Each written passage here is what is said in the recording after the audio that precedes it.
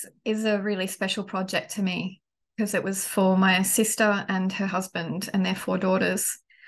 I wanted to make the house like a gift to the family and to make scenarios and spatial relationships that, on the one hand, reflected their family, but on another, that would resonate with my favourite memories of the spaces my sister and I shared growing up. We lived in the hills in Western Australia, surrounded by gardens that were tended by our mum, and our bedrooms were on different sides of the house and adjacent to different gardens, one with trees and tiered beds of cottage plants and another with a pond of talkative frogs. My sister and brother-in-law met back then, and he's an avid gardener now too, as is their youngest daughter. And so emerged our brief for a house with a garden for every room, a place where special memories would be formed among my nieces and spaces for both sharing and retreat. The house is an alterations and additions project that centres on this courtyard, which is placed between the existing and additional parts. I've always adored what Walter Pichler said of his house by the smithy, that just the idea of adding something new to the existing building, of coming closer to these surroundings in my thoughts and drawings and later while building, provided me with an opportunity to switch on the time machine and not only to think about time past vaguely like in a dream, but to make something new out of it. And he called memory the main component of the building, so he put that on equal footing with the solid materials. A second agenda underpinned the design, which was to double the life of the 1908 house at the front of the block, so that this would be a 200-year project.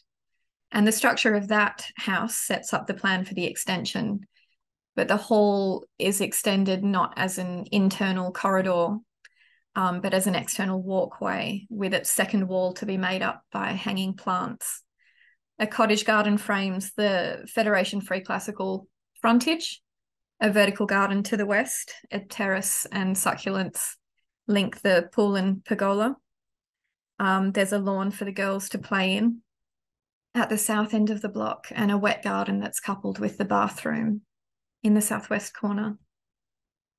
In section, the girls' rooms would have tree canopy, as well as gardens brought to their eye level through a suspended planter. They might sit in the deep window reveal beside their beds with a view past those plants to the city towers, or lie together on the lawn beneath the trees to read, as we did. Adjacent to my architecture practice is a drawing one. I like to do life drawings and to draw on country when I can, and I see these as life drawings as well. And at the time I was developing the design of this project, I was invited into an exhibition called Trace, curated by Leonie Matthews. And for it, I dove into the house's design through long, slow drawings, and these began to bind my two practices together. I was thinking a lot about the double meaning of the word drawing. To draw in the sense of making marks entails a putting down, a deposition of matter, like graphite or ink on a page. But it's also used to describe a pulling force, as with the drawing of blood or breath. And these meanings are almost opposite, one inward, one outward, but they're constantly and reciprocally paired, I think, in the process of making a drawing.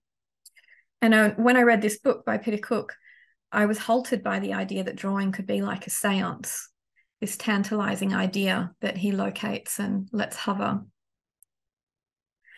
I think the seance occurs through the simple physicality that when you draw with a set square and a parallel motion, the ruler sits not just over this line, but forms a datum, collecting other lines and implying relationships between them that the pencil can pick up.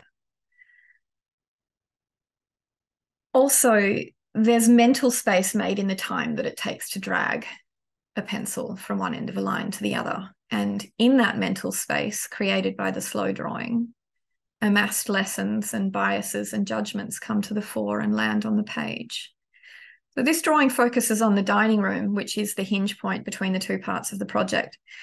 And my sister trained and practiced as an archaeologist, so we joked about creating a dig in the middle of her house. But this was really the find in the design process, because by excavating this room, it would allow for the new suspended slab to slip under the eaves of the original house. those two elements separated by a window. And to stabilise the excavation, a plinth would be formed, collecting stairs, a seat, and hosting the now elevated fireplace. A new deep threshold accompanies movement from the front sitting room into this new tall space.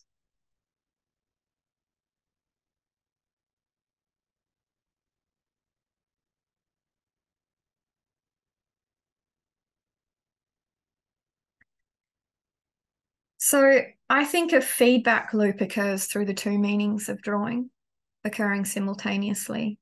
And sometimes there's enough flow in the drawing to design a thing as you draw it. Something about the established lines leads to the new ones, and things can grow out of this process. Patricia Kane, in Drawing the Inactive Evolution of the Practitioner, describes a suspicion about receiving messages from her drawings. And when that happens, it really does feel like a thing is designing itself. Like Cook said with the seance, these moments for me were thrashing around with Pichler's time travel from when I was 24 and traveling in northern India, seeing the work of Balkrishna Doshi and Charles Correa that seamlessly and sculpturally integrated structure and hydrology and space formation. And Kane describes the tacit knowledge of something being right in that process. And I think it's the moment where the thing you've drawn holds some frisson with something you know, something you've learned. And David Galbraith suggests that the initial mark making might involve tacit knowledge or be ambiguous, and that other marks that follow might be more explicit and resolve that ambiguity. In this way, I think there are marks that are open, ambiguous, or tentative, that open up the drawing, and others that gradually close and resolve it. All of the concrete elements in the Reed House became part of a whole, each tending toward a garden to shed its water. Even this vertical north-facing wall has a slight lean on it that tapers toward the courtyard below. And in this drawing, the question of how you would make an opening in something with so singular a logic, the wall had to provide a window, not just subject itself to being incised. So I began to think of it having an overhang that was a thickening of the wall, which became something like an eyebrow.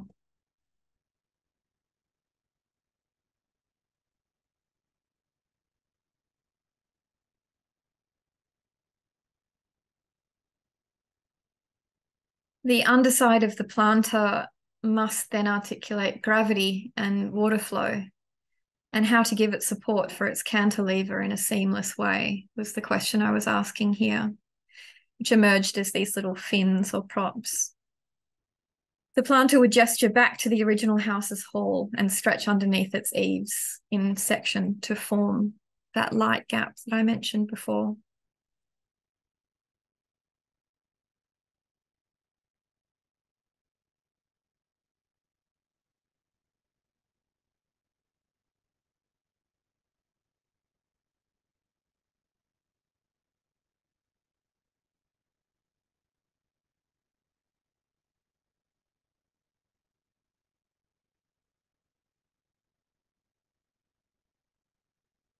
There are certainly mindless moments in drawing of drift and not thinking about the subject. Whether these are particularly productive is difficult to say.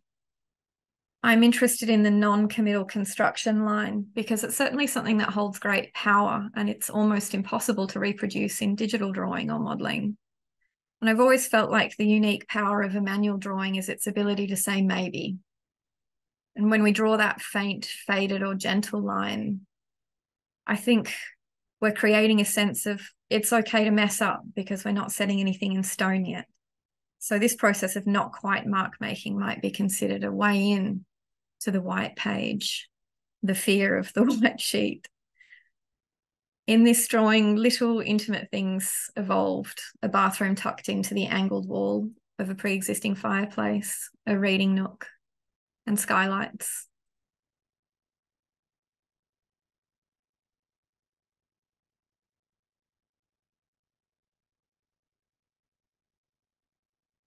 The girls are older now, and they've used the house in really unexpected ways, mostly as a gymnasium. The garden has grown a great deal, and the first 5-year increment has been made into a 100-year plan, a 200-year plan. So thank you for watching and listening, and thank you to the Architecture Foundation for the invitation. I'd like to mention that this talk expands on a section of a talk I made years ago, curated by Brett Mitchell for his series Intent Affect, which was an opportunity for me to articulate 5 ideas about instrumental drawing that had died in an unwritten paper. And also that I've since written a couple of essays and papers around these themes for anyone interested. One for Drawing Matters Call for Essays, published in 2021, and one for Informer Journal's Guilty Pleasures issue in 2022, both of which are available for free online.